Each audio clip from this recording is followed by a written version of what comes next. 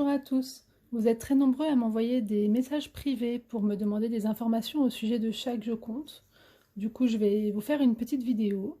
Donc voilà, chaque jeu compte, c'est un recueil de 60 règles de jeux de cartes.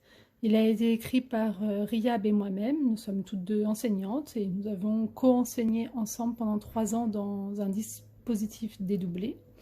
Donc au départ, chaque jeu compte a été pensé pour un lien école-maison, mais il peut être utilisé dans beaucoup d'autres contextes, pour faire des ateliers, en classe entière, en APC, en remédiation, pour le RAZ, et d'autres situations auxquelles peut-être nous n'avons pas pensé. Nous parlons de tout ça dans l'introduction du livre, et nous avons choisi de vous laisser libre de l'utilisation que vous souhaiterez en faire. Ce que nous voulions, c'était surtout un matériel très simple. C'est pourquoi nous avons choisi un jeu de cartes 5D et quelques supports. Ils sont au nombre de 10. Quand vous achetez le livre, ils sont présents par un petit lien. Il faut les télécharger et les imprimer. Voilà, 10 pour toute l'année, pour 60 jeux, c'est peu. Donc nous avons vraiment voulu du clé en main. Maintenant, je vais vous montrer un petit peu l'intérieur. Je vais... Voilà. Donc vous êtes très nombreux à me poser des questions sur le sommaire. Alors n'hésitez pas à mettre sur pause pour pouvoir l'observer d'un peu plus près. Le sommaire a été organisé par champ numérique. Nous avons suivi la progression de chaque jour compte, la méthode de mathématiques, même si les deux peuvent être dissociables. Les compétences 19 et 20 sont par contre un peu plus pointues et poussent un peu plus les élèves.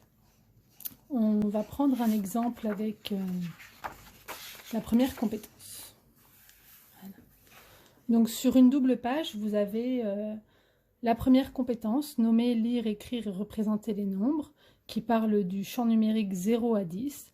Donc vous trouverez d'abord une petite introduction théorique, les associations avec les fonctions cognitives, tous les petits symboles sont référencés au début du livre.